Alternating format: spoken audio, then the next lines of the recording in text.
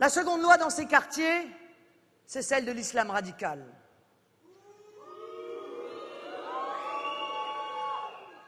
Personne n'en parle. Que des jeunes filles ou des femmes essayent de sortir de leur immeuble sans porter le voile, ça devient dans certains endroits de plus en plus difficile. Que ceux réputés musulmans ne respectent pas le ramadan et ils risquent d'être critiqués, violentés, battus même parfois. Que de la viande de porc soit proposée à la cantine, ça n'est quasiment plus possible. Que la nourriture ne soit pas halal, que des collégiennes ou des lycéennes veuillent faire de l'éducation physique, que des hommes ou des femmes pataugent ensemble à la piscine municipale, que des hommes médecins prétendent soigner les patientes, que des jeunes filles refusent d'épouser celui qu'on leur impose. Voilà ce qui est difficile aujourd'hui et même parfois impossible dans certains quartiers.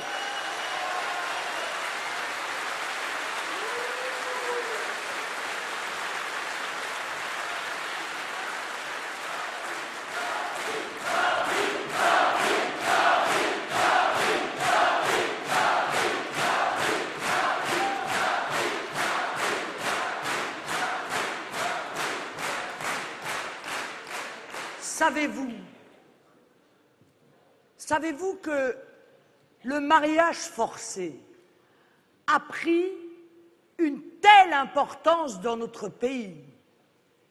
En 2009, 70 000 au dire des associations qui luttent contre ce fléau.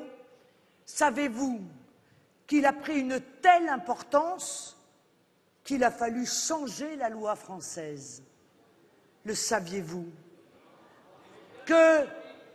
Que l'âge du mariage, légalement en France pour les jeunes filles qui étaient de 15 ans, a été augmenté en 2008 à 18 ans pour lutter contre l'obscurantisme qui s'était installé dans notre pays et qui perdurait.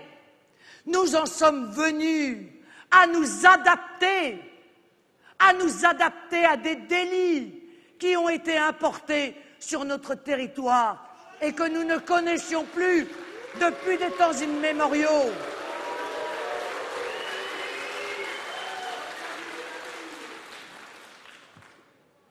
On sait très bien le sort qui est réservé aux récalcitrants dans ces banlieues, parce que ces affronts à l'islam radical ne sont pas acceptés. Face à cet islam radical, qu'a fait Nicolas Sarkozy? Le contraire de ce qu'il fallait faire. Il s'est là aussi couché face à la gauche bobo. Loin d'encourager ceux qui avaient une vision laïque. Il a mis en place le Conseil français du culte musulman. Tous les musulmans présents en France participent à la désignation de ses membres, y compris les clandestins participent à la désignation de ses membres, et les musulmans français y sont d'ailleurs quasiment des intrus.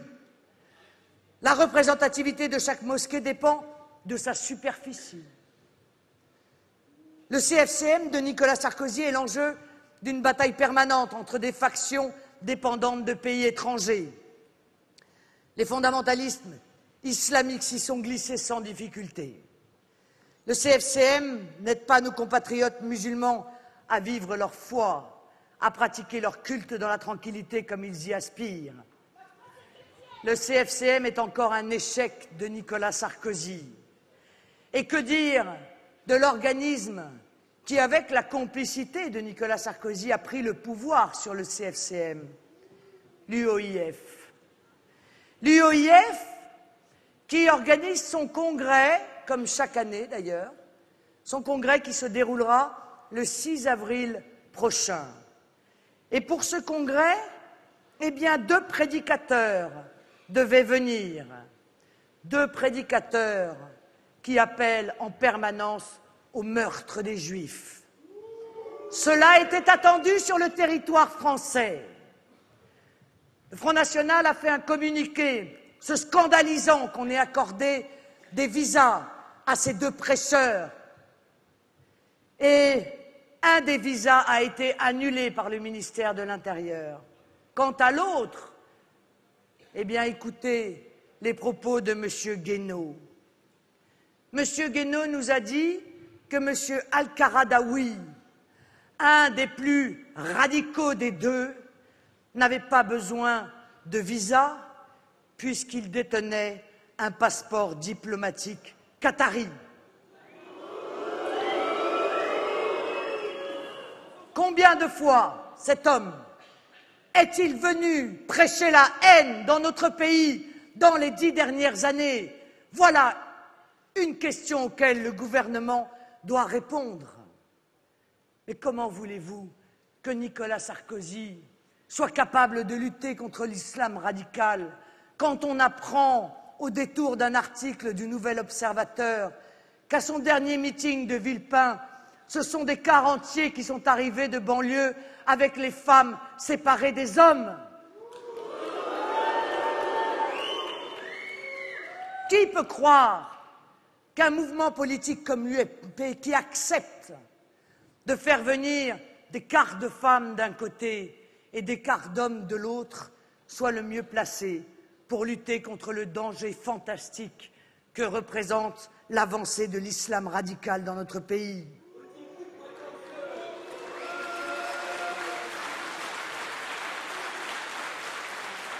Et puis, mes amis, ne nous cachons pas derrière notre petit doigt.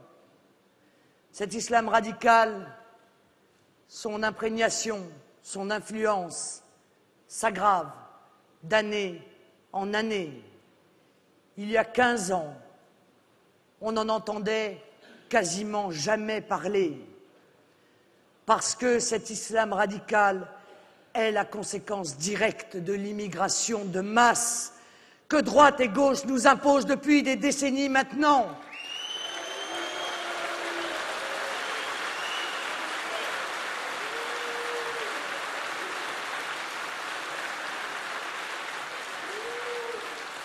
Ceux qui refusent d'admettre cette simple vérité sont aveugles ou fous.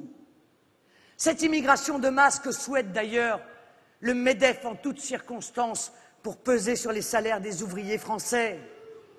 Mais oui, cette situation est la conséquence directe de leur décision inique.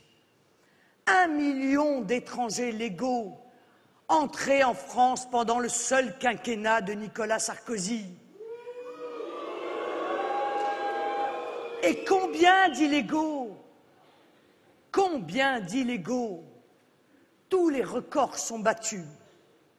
La gauche, avec Jean-Luc Mélenchon, souhaite régulariser massivement tous les sans-papiers. Sans-papiers, comprenez quand même les délinquants clandestins. Mais quelle prime au non-respect de la loi? Quelle prime au délit? Quelle incitation en Afrique, en Asie, au Maghreb à prendre tous les risques, à venir par tous les moyens en France? Pourquoi donc croyez-vous que Mme Parisot reste silencieuse devant M. Mélenchon? Pourquoi donc croyez-vous que Mme Parisot réserve son venin à Marine Le Pen? La gauche a imposé à la droite sa préférence immigrée. La gauche a gagné la bataille culturelle. Tous les politiques nous chantent que l'immigration est une chance, que nous devrions avoir toujours plus d'immigration. Eh bien, on voit aujourd'hui le résultat. Combien de Mohamed Merah dans les avions, les bateaux, qui chaque jour arrivent en France remplis d'immigrés? Combien de Mohamed Merah dans les 300 clandestins qui chaque jour arrivent en Grèce via la Turquie, première étape de leur odyssée européenne? Combien de Mohamed Merah parmi les enfants de ces immigrés non assimilés, sensibles aux thèses les plus radicales et les plus destructrices, en rupture totale avec nos principes républicains? Nos élites ont laissé le pouvoir aux islamistes. C'est la raison pour laquelle je m'engage devant vous à réduire en 5 ans l'immigration légale de 200 000 entrées par an à 10 000 entrées par an, à limiter